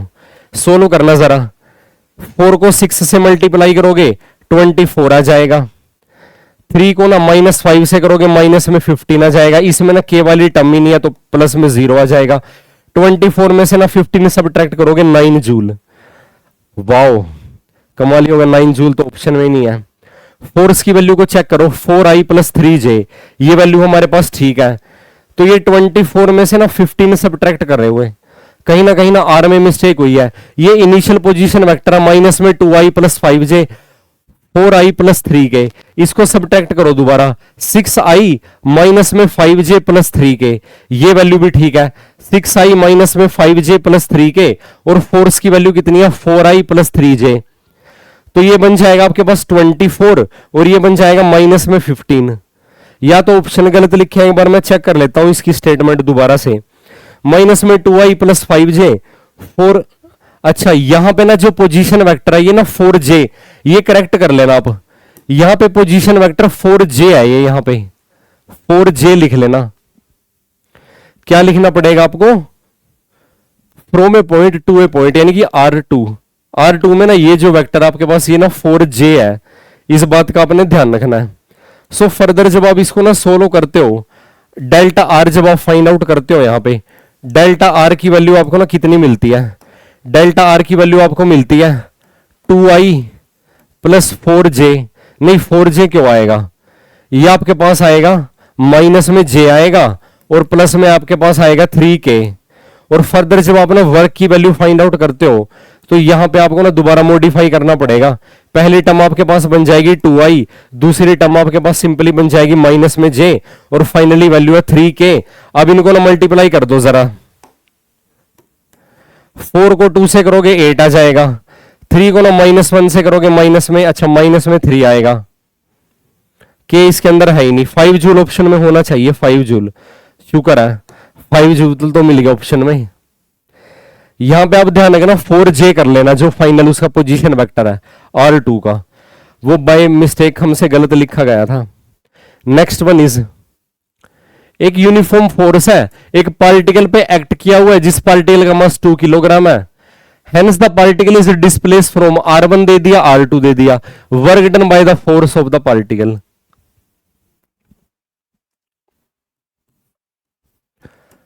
Do it yourself as previous question, do it yourself as previous question, previous question की तरह ही आपको करना है। एक बार मैं इसकी ना इंफॉर्मेशन लिख देता हूं, आपको ना फोर्स वेक्टर गिवन है यहां पे 3i + j, और ये न्यूटन में गिवन है। पार्टिकल का मास से इंडिपेंडेंट ही रहता, वर्क डन उसकी जरूरत नहीं पड़ेगी। पार्टिकल का मास सिर्फ इसलिए इधर रखा, अगर आपको यहाँ पे ना एक्सेलेरेशन की वैल्यू फाइंड आउट करनी हो तो फोर्स वेक्टर को ना मास से डिवाइड आप कर देना। Particle is displace from position vector, यहाँ पे आपको ना R1 की वैल्यू गिवन है, वो वैल्यू कितनी है 2i + k, 2 पोजीशन वेक्टर, और दूसरा जो पोजीशन वेक्टर R2 आपको गिवन है वो वैल्यू कितनी गिवन है 4i + 3j माइनस में k। बस अपना वर्क की वैल्यू आपको ना फाइंड आउट करनी है यहां पे। तो वर्क की वैल्यू कैसे फाइंड आउट करोगे, dot product of force with displacement, displacement का मतलब है R2 में से आपने ना R1 वेक्टर की वैल्यू फाइंड आउट करनी है। तो आप एक बार इसको ट्राई कर लेना जैसे हमने प्रीवियस क्वेश्चन किया हुआ है। नेक्स्ट वन इज, ये भी ना फोर्स विद कांस्टेंट मैग्नीट्यूड पे बेस्ड है, क्योंकि फोर्स को यहां पे इन्होंने ना वेक्टर फॉर्म में एक्सप्रेस किया हुआ है, तो ऑब्वियसली उसका मैग्नीट्यूड तो सेम ही है, क्योंकि फोर्स ना तो ना टाइम डिपेंडेंट है और ना ही वो पोजीशन डिपेंडेंट है। एक बॉडी है वो वाई डायरेक्शन में मूव कर रही है और उस पर ना फोर्स एक्ट कर रहा है। अब सबसे पहले तो जो फोर्स वेक्टर है उसको आपको रिप्रेजेंट करना पड़ेगा, वो वैल्यू कितनी है माइनस में 2i + 15j + 6k, और ये आपको ना न्यूटन में गिवन है force. The work done by this force in moving the body through a distance of 10j। अब यहां पे जो डिस्प्लेसमेंट है F.S, अगर आप लिखोगे S डिस्प्लेसमेंट, वो वैल्यू आपको कितनी गिवन है 10j, और ये डिस्प्लेसमेंट आपको मीटर में गिवन है y एक्सिस के अलोंग, और आपको सिंपल ना वर्क डन की वैल्यू फाइंड आउट करनी है। कर लोगे इसको इजीली। हेयर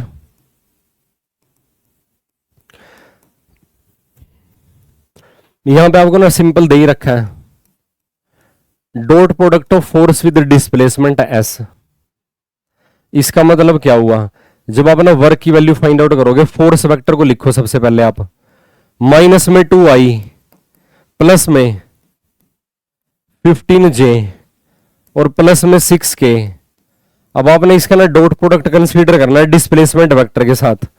वो वेक्टर कितना है, 10j वेक्टर आपको वो गिवन है अलोंग द वाई एक्सिस, और पॉजिटिव वाई एक्सिस के अलोंग मोशन है।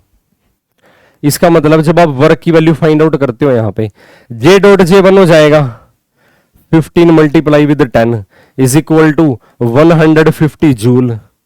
This is the amount of work done. 150 joule क्या है, फर्स्ट ऑप्शन आपको दे रखा ऑलरेडी। होप आपको ये कंसेप्ट समझ में आया होगा। इसमें आपको ना दो डिफरेंट वेक्टर नहीं गिवन थे कि भाई एक पर्टिकुलर पोजीशन से ना दूसरी पोजीशन तक वो मूव कर रहा है, बस आपको ना अप्लाइड फोर्स की वैल्यू गिवन और डिस्प्लेसमेंट गिवन है। जिस पर्टिकुलर पॉइंट से फोर्स लगना स्टार्ट किया और उस पॉइंट, क्योंकि पॉइंट ऑफ एप्लीकेशन की डिस्प्लेसमेंट होती है, जो डिस्प्लेसमेंट होती है ना, जो बॉडी के पॉइंट, जो बॉडी पे फोर्स एक्ट करता है, जिस पॉइंट पे फोर्स एक्ट करता है, point displacement of the point of application of force, इस बात का आपने ध्यान रखना है। Next one is when a body moves with a constant speed along a circle. अगर एक बॉडी एक कांस्टेंट स्पीड के साथ सर्कल में ट्रेवल करती है, मान लीजिए क्लॉकवाइज मोशन उसकी, ये वेलोसिटी है उसकी, और उसकी रेडियस है, अलग अलग पॉइंट पे ना उसकी अलग अलग वेलोसिटी हो जाएगी अलोंग द टेंजेंट। कुछ इस तरीके से आप ना रिप्रेजेंट कर सकते हो वेलोसिटी को। वेलोसिटी का मैग्नीट्यूड तो कांस्टेंट रहेगा, लेकिन उसकी डायरेक्शन कांस्टेंट नहीं रहेगी।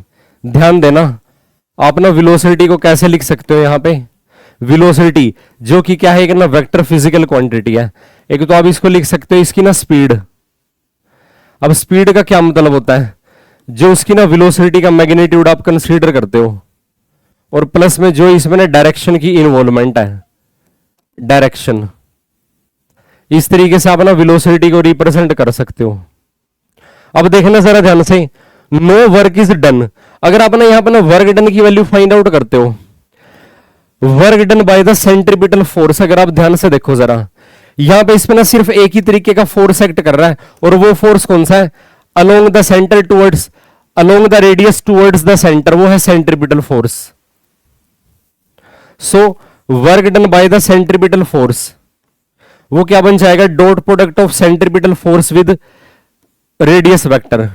तो ये बन जाएगा सेंट्रीपिटल फोर्स का मैग्नीट्यूड, उसकी रेडियस का magnitude,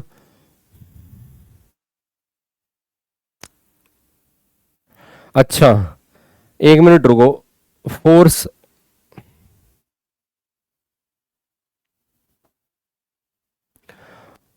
dot product of force with displacement vector,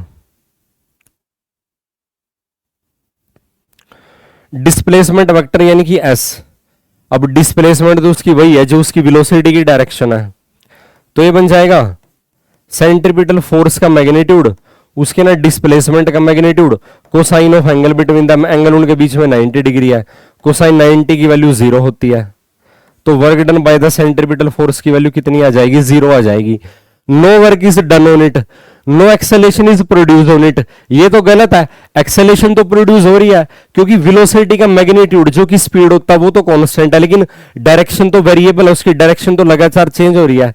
its velocity remain constant, ये भी गलत है। वेलोसिटी क्या है, स्पीड प्लस डायरेक्शन, तो वेलोसिटी कभी भी उसकी कांस्टेंट नहीं रहेगी, वेलोसिटी उसकी कभी भी कांस्टेंट नहीं रहेगी। No force act on it, ये भी गलत है, क्योंकि सेंट्रीपिटल फोर्स एक्ट कर रहा है, तो no work is done on it, उस पर कोई वर्क डन परफॉर्म नहीं होगा। होप आपको ये कंसेप्ट समझ में आया होगा। नेक्स्ट वन इज, अभी यहां पे जो हमारे कॉन्स्टेंट क्वेश्चन स्टार्ट होते हैं वो होते हैं वर्क डन बाय ए वेरिएबल फोर्स। इस क्वेश्चन में ना जो फोर्स है वो ना डिस्टेंस का फंक्शन है, डिस्टेंस डिपेंडेंट फोर्स है। अब जैसे जैसे डिस्टेंस की वैल्यू चेंज होती चली जाएगी फोर्स की वैल्यू भी चेंज होती चली जाएगी, तो वो कांस्टेंट तो बिल्कुल भी नहीं है, इस बात का आपने ध्यान रखना है। फोर्स आपको गिवन है on a particle in y direction where force is in newton और वाई मीटर में है। Work done by this force to move the particle from y equal to 0 to y equal to 1 metre. कुछ इस तरीके से ना, ये देखो जरा, ये वाई डायरेक्शन है, आपको ना मोशन यहां से कंसीडर करनी है ओरिजिन से, और इस पॉइंट पे, ये पॉइंट है 0,1, यहां तक ना एक फोर्स की हेल्प से उसको ना डिस्प्लेस किया जा रहा है, और जो फोर्स की हेल्प से डिस्प्लेस किया जा रहा है वो फोर्स की वैल्यू कितनी है 10y + 20। act on a particle in y direction where f is in Newton and y is in meter. Work done by this force to move the particle. Here, let this force is constant for a small displacement dy। Then small displacement ना d y के लिए इसको आपने क्या consider करके चलना है, force को ना कांस्टेंट कंसीडर करके चलना है। तब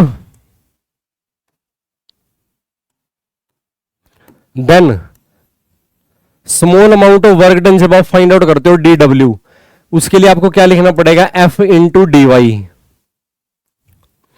सो total amount of work done, so total amount of work done आपको क्या करना पड़ेगा डी डब्ल्यू को इंटीग्रेट करना पड़ेगा सिंपली, तो ये बन जाएगा आपके पास integration F into d y. और डी वाई की वैल्यू कहां से लेके कहां तक 0 से लेके 1 तक, क्योंकि जो फोर्स है वो भी क्या है वेरिएबल है, इज इक्वल टू। फर्दर जब आप इसको ना सोल्व करते हो इसका मतलब क्या हुआ, वर्क डन की वैल्यू इंटीग्रेशन 0 से लेके 1 f into d y, force की वैल्यू आपको दे रखी है 10y + 20 और dy ये वैल्यू आपको ना फाइंड आउट करनी है, और ये जो आपका आंसर आएगा ये इंटीग्रेशन की हेल्प से आएगा। फर्दर जब आप इसको ना इंटीग्रेट करते हो आपको क्या वैल्यू मिलती है, तो ये बन जाएगा 10, ये बन जाएगा integration y into d y, constant number को आप ना बाहर निकाल सकते हो 0 × 1, प्लस यहाँ पे ना 20 को बाहर निकालो, ये सिंपल बच जाएगा dy 0 से लेके 1। y का जब आप इंटीग्रेशन करते हो तो आपको मिलता है y² डिवाइडेड बाई 2, तो ये बनेगा 10 डिवाइडेड बाई 2 और साथ में y का स्क्वायर, और लिमिट पुट कर दोगे 0 से लेके 1, प्लस ये बन जाएगा 20 इंटू में y, लिमिट पुट कर दोगे 0 से लेके 1 इज इक्वल टू। फर्दर जब सोल्व करोगे 5 1 - 0 1, तो ये बन जाएगा 5 मल्टीप्लाई विद 1 प्लस, और ये बन जाएगा 20 multiply with 1 20 into 1, so overall 25 joule is the required answer. जो टोटल आपके पास वर्क है ना, वर्क की वैल्यू आपके पास कितनी आएगी 20 + 5 is equal to 25 joule is the required amount of work done. Hope you understand the question and enjoy the class. Till you have any doubt, then you can discuss via message. ये क्या होता है अब इस बार भी ना position dependent force दे दिया, कर सकते हो आप वैसे आप इस क्वेश्चन को। फोर्स की वैल्यू आपको कितनी गिवन है 3x² माइनस में 2x + 7, और ये फोर्स ना न्यूटन में आपको गिवन है। Act on a small body of mass 2 kilogram and displace, mass से तो इंडिपेंडेंट रहेगा वर्क डन, उसको ना डिस्प्लेस कर दिया x = 0 से लेके x = 5 तक। Here x changes from 0 to 5, so जब आप total amount of work done calculate करते हो तो उसको ना डी डब्ल्यू इंटीग्रेशन से करना पड़ेगा। डी डब्ल्यू को आप क्या लिख सकते हो dot product of force with displacement dx। अब फोर्स एक्ट कर रहा है एक्स एक्सिस के अलोंग और डिस्प्लेसमेंट भी हो रही है एक्स एक्सिस के अलोंग। सो ओवरऑल यहां पे आपको लिखना पड़ेगा 0 से लेके 5, ये बन जाएगा F into d x is equal to, ये बन जाएगा 0 से लेके 5 और ये लिख लीजिए आप 3x स्क्वायर माइनस में, ये आपके पास बन जाएगा माइनस में 2x और ये बन जाएगा प्लस में 7 और इसके साथ इंटीग्रेटिंग एलिमेंट dx जो डिस्प्लेसमेंट को रिप्रेजेंट कर रहा है। फर्दर जब आप इसको ना सोल्व करोगे इसका मतलब क्या हुआ, जो further amount of work done आएगा 3x स्क्वायर का जब आप इंटीग्रेशन करते हो तो ये बन जाएगा 3x क्यूब डिवाइडेड बाय 3 और लिमिट है 0 से लेके 5 माइनस में, ये बन जाएगा ट्वाइस ऑफ, ये बन जाएगा एक्स स्क्वायर डिवाइडेड बाय 2, ये लिमिट है 0 से 5 प्लस में ये बन जाएगा 7x 0 से 5 स्टिल इज इक्वल टू 3 से 3 कैंसिल कर दीजिए, एक्स क्यूब में आपने ना 5 की वैल्यू पुट करनी पड़ेगी तो ये बन जाएगा 5 का क्यूब माइनस में 2 से 2 कैंसिल हो जाएगा, यहां पे आपके पास बन जाएगा 5 का स्क्वायर प्लस और ये बन जाएगा 7 5 माइनस 0 5। फर्दर जब आप इसको ना सोल्व करते हो ये वैल्यू बनती है 125 माइनस में, ये वैल्यू बनती है आपके पास माइनस में 25 और ये वैल्यू बनती है 35 में से ना 25 सब्ट्रैक्ट करोगे 10 मिलेगा, 125 में 10 ऐड करोगे तो आपको आंसर मिलता है 135 और ये आंसर आएगा जूल के अंदर। इन्होंने बोल रखा है जूल के अंदर फाइंड आउट करो, 135 is the required answer. Hope आपको ये क्वेश्चन समझ में आया होगा जैसे हमने प्रीवियस क्वेश्चन किया था। अब इस क्वेश्चन के लिए एक तो आपको ना डायग्राम का पता होना चाहिए, ये क्वेश्चन है डायग्राम बेस्ड है और जब आप इसका ना डायग्राम ड्रॉ करते हो कुछ इस तरीके का ना इसका ना डायग्राम गिवन है बुक में ना, फोर्स है और यहां पे डिस्टेंस को d से एक्सप्रेस किया हुआ है, कुछ इस तरीके का ना फोर्स है यहां पे सिंपल।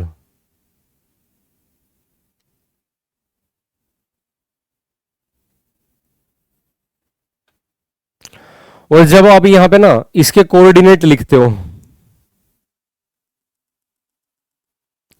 ये वैल्यू कितनी है यहां पे, ये वैल्यू है यहां पे आपको ना दे रखी है 3, नहीं 1 मिनट रुकना, ये तो देखो सिंपली फोर्स है, ये वैल्यू आपके पास 2 है और ये फोर्स ना न्यूटन के अंदर है, इस बात का आपको ध्यान रखना है। अब ये जो कोऑर्डिनेट है यहां पे, ये कोऑर्डिनेट है 3, ये कोऑर्डिनेट है 7 और फाइनल ये कोऑर्डिनेट आपके पास आ जाएंगे 12। ये आपको ना सिंपल डायग्राम इसका गिवन है। अब आप ना यहां पे ना पॉइंट के ना नाम लिख दीजिए पहले तो, ये आपके पास बन जाएगा A B C D और फाइनली ये पॉइंट बन जाएगा E। अब इसके बाद जब आप ना फर्दर इसको ना सोल्व करोगे, अब ये क्या होता है बेसिकली ना, फोर्स कांस्टेंट फोर्स तो नहीं है, ये भी ना डिस्टेंस डिपेंडेंट फोर्स है। देखना सारा ध्यान से, जब डिस्टेंस की वैल्यू 0 है तब फोर्स की वैल्यू कितनी है 2 न्यूटन, जब डिस्टेंस की वैल्यू 3 न्यूटन हो गई, सॉरी 3 मीटर हो गई या फिर 7 मीटर हो गई, फोर्स की वैल्यू तब तक रही 2 न्यूटन। उसके बाद ना 7 से लेके 12 मीटर तक ना फोर्स की वैल्यू ना डिक्रीज होना स्टार्ट हो जाएगी। अब आपको ना वर्क डन की वैल्यू फाइंड आउट करनी है। Here work is equal to area under force displacement force distance graph f d graph, x axis के लोग हमने डिस्टेंस को ना डी से रिप्रेजेंट किया हुआ है। फोर्स डिस्टेंस का जो ग्राफ है उसका आपको एरिया फाइंड आउट करना पड़ेगा। इसका मतलब क्या हुआ, जो वर्क होगा वो किसके इक्वल हो जाएगा फर्दर, यानी कि आपको करना पड़ेगा, बताइए शाबाश, ये आपको लिखना पड़ेगा एरिया, कौन सा area, a B C d और प्लस में एरिया लिखना पड़ेगा इस ट्राइंगल का, ये ट्राइंगल है b d e, b d और ई, इसका मतलब वर्क को वैल्यू फाइंड, और ए बी सी डी क्या है, एक ना रेक्टेंगल है, ये वाला एरिया, एक तो ये वाला एरिया और फर्दर ये वाला एरिया।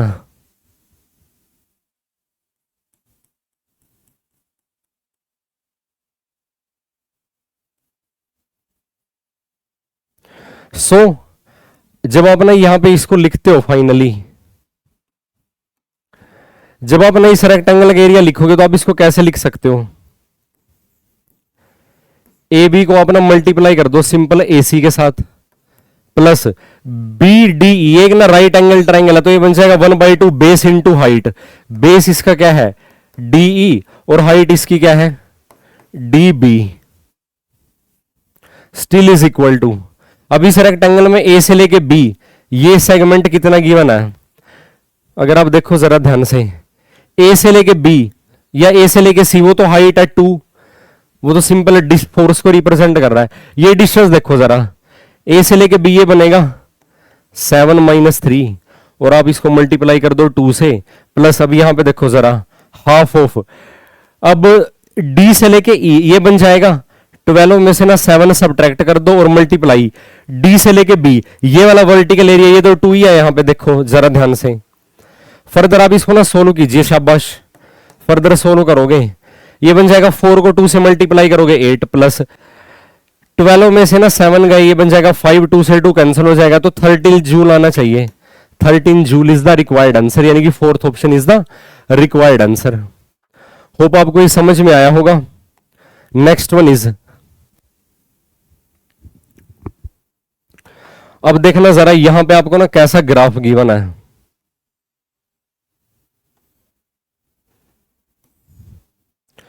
यहां पे भी ना वाई एक्सिस के लॉन्ग ना फोर्स को रिप्रेजेंट किया हुआ है, और एक्स एक्सिस के लॉन्ग इन्होंने किसको रिप्रेजेंट किया हुआ है, डिस्टेंस को। अब देखना जरा यहां पे जो ना ग्राफ बनेगा कुछ इस तरीके से,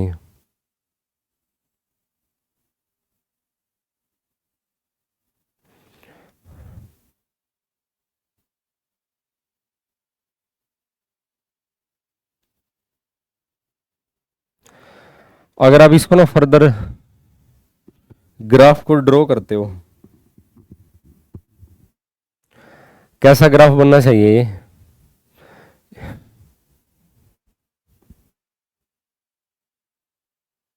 कुछ इस तरीके का ना ग्राफ है ये।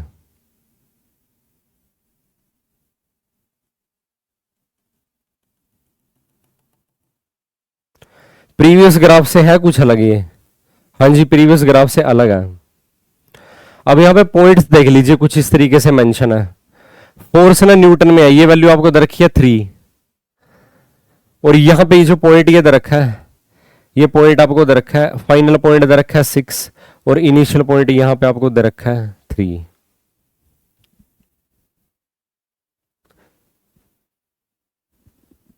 फोर्स न्यूटन में और डिस्टेंस ना ये मीटर में है। अब सिंपल अगर आप यहां पे ना नाम दे दोगे पॉइंट्स का, जैसे मान लीजिए ये O है, ये A है, ये B है, ये पॉइंट C है, और फाइनली ये पॉइंट D है। अब आपको यहां पे ना 2 एरिया कंसीडर करने पड़ेंगे, एक तो ये वाला एरिया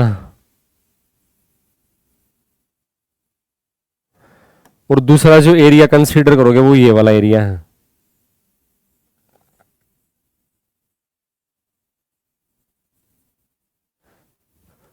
होप आपको ये समझ में आया होगा। हेयर वर्क का क्या मतलब है, area under force, area under graph, simply area under graph लिख लो। So work is equal to, ये बन जाएगा area O A B C plus area, यहां पे एरिया कंसीडर करोगे बी सी डी। होप आपको ये समझ में आ रहा होगा। फर्दर जब आप वैल्यू कंसीडर करते हो ओ ए, ये सिंपली ये आपको ना एक तरीके से ना स्केयर गिवन है, हाँ जी, तो ये बन जाएगा, इसकी साइड का स्क्वायर कर दो सिंपल, या लेंथ इंटू ब्रेड्थ की टर्म में भी लिख सकते हो। ओ ए को ना मल्टीप्लाई कर दो ओ सी से, प्लस बी सी डी का एरिया, ये ट्राइंगल है तो ये बन जाएगा half of base into height, यानी कि C D multiply with C into B still is equal to O A को ओ सी से मल्टीप्लाई करोगे, ये बन जाएगा 3 multiply with 3 plus 1/2 base into height C into D, ये डिस्टेंस कितना है 6 - 3, और अगर आप इसकी ना हाइट कंसीडर कर दो बी से लेके सी, वो वैल्यू 3 है। फर्दर सोल्व करोगे, फर्दर वैल्यू कितनी मिलती है, ये बन जाएगा 9 प्लस 6 में से 3 गया 3 को 3 से करोगे 9, और ये बन जाएगा 9/2। ओवरऑल आपके पास कितना बन जाएगा 27 डिवाइडेड बाई 2, इसको जब सोल्व करोगे 13.5, और ये आंसर आना चाहिए जूल के अंदर work. Second option is the required answer. Hope आपको ये कंसेप्ट समझ में आया होगा। Still you have any doubt then you can discuss. Next one is, एक फोर्स एक्ट कर रहा है, ये फोर्स क्या होता है? अच्छा, इस पर ना पोजीशन ना टाइम डिपेंडेंट है, पोजीशन टाइम डिपेंडेंट दे रखी है। पार्टिकल का आपको मास गिवन है 3 ग्राम, इसको ना किलोग्राम में कन्वर्ट करोगे 3 × 10⁻³ kilogram, in such a way that the position of the particle as a function of time is given by. Particle की जो पोजीशन है ना वो टाइम का फंक्शन है, t³ माइनस में 4t² प्लस 3t मीटर के अंदर आता। Work during the first 4 second, work की वैल्यू फाइंड आउट करनी है फर्स्ट 4 सेकेंड के दौरान।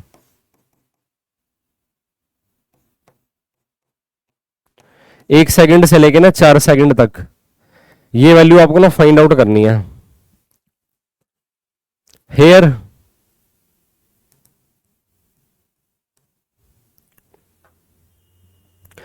आपको ना जो पोजीशन है ना वो टाइम डिपेंडेंट दे रखी है ड्यूरिंग द 4 सेकंड, है ना। यहां पे आप ना कैसे वैल्यू फाइंड आउट करोगे इसकी?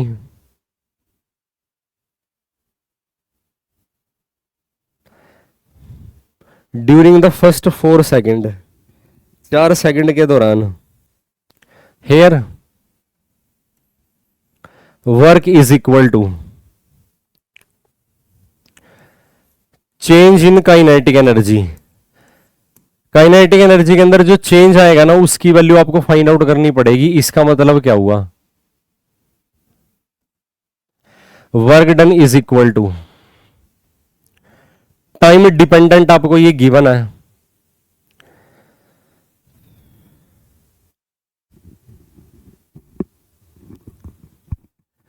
सो यहां पे जो चेंज इन एनर्जी की बात करते हो, kinetic energy, final kinetic energy minus में initial kinetic energy. Final kinetic energy आपके पास बन जाएगी वेलोसिटी का स्क्वायर, इनिशियल काइनेटिक एनर्जी बन जाएगी u का स्क्वायर। नाउ वेलोसिटी के लिए आपको ना पोजीशन कोऑर्डिनेट को डिफरेंशिएट करना पड़ेगा, क्योंकि जो इसका ना पोजीशन कोऑर्डिनेट है वो ना टाइम का फंक्शन है। तो जो इसकी ना वेलोसिटी है, वेलोसिटी भी ना टाइम डिपेंडेंट रहेगी। सो पहली सेकंड से लेके यानी कि 1 सेकंड से लेके 4 सेकंड तक जो इसकी ना वेलोसिटी के अंदर चेंज आएगा, सॉरी 0 सेकंड से लेके 4 सेकंड तक, पहले तो वेलोसिटी की वैल्यू फाइंड आउट करो। आपने क्या करना, पोजीशन कोऑर्डिनेट को टाइम के रिस्पेक्ट में डिफरेंशिएट कर देना। तो ये बन जाएगा t का क्यूब माइनस में ये बन जाएगा 4t² plus thrice of t। इसका मतलब क्या हुआ, वेलोसिटी की वैल्यू जो टाइम डिपेंडेंट है, टाइम डिपेंडेंट वेलोसिटी की वैल्यू t³ का डेरिवेटिव करोगे ये बन जाएगा 3t² माइनस में 4t² का डेरिवेटिव ये बन जाएगा 8t, और 3t का डेरिवेटिव ये बन जाएगा t।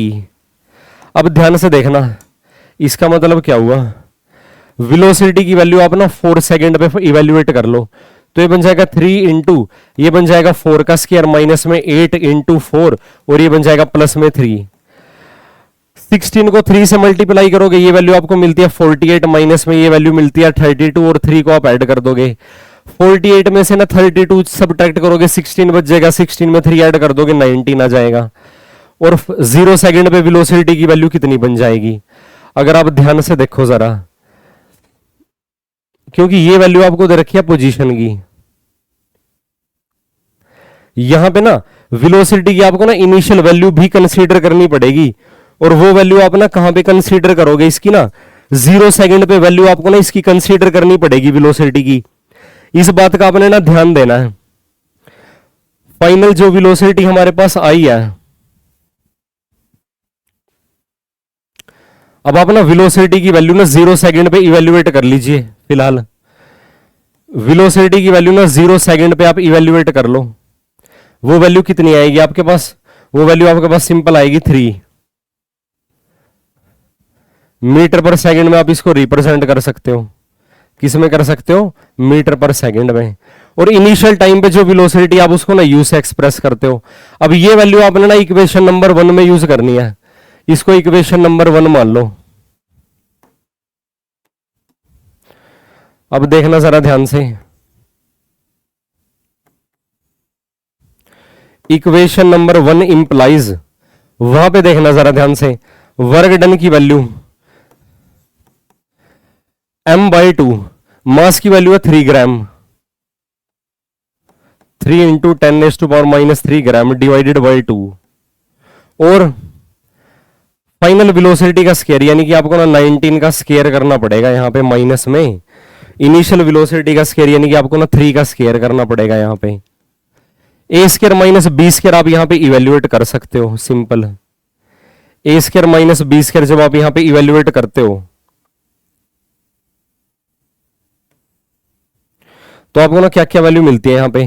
3 डिवाइडेड बाई 2, 10⁻³ को ना मिली, क्योंकि यहां पे ना आंसर मिली जूल में आया हुआ है, तो 10⁻³ को मिली के सिंबल में यूज कर लेंगे।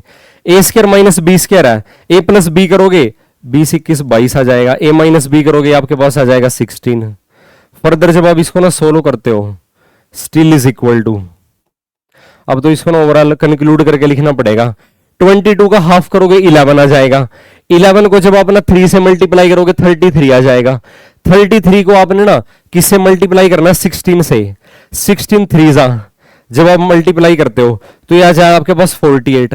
48 में 4 जोड़ दोगे 52। 500 ये ऑप्शन में ही नहीं है, एक minute. 11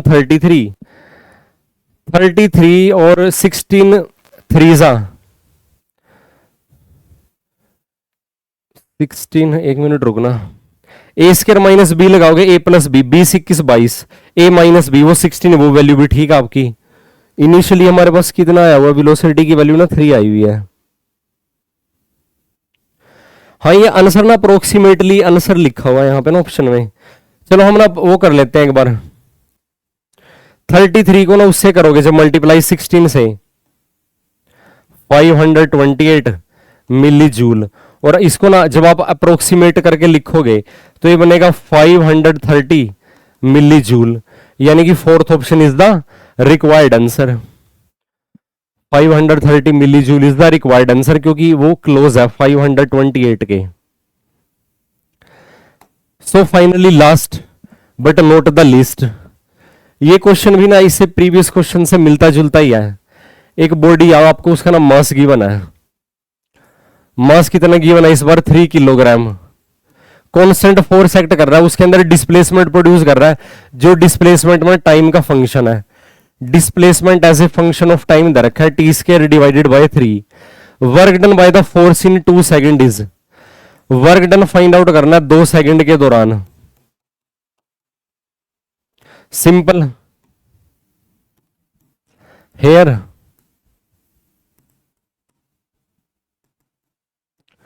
work done is equal to change in kinetic energy. Change in kinetic energy का क्या मतलब है? फाइनल काइनेटिक एनर्जी माइनस में इनिशियल काइनेटिक एनर्जी, तो ये बन जाएगा m divided by 2 final velocity का स्क्वायर माइनस में इनिशियल वेलोसिटी का स्क्वायर। अब देखना जरा, ये आपको ना डिस्प्लेसमेंट की वैल्यू दे रखी है। डिस्प्लेसमेंट जैसे वो x टाइम का फंक्शन था ना हेयर,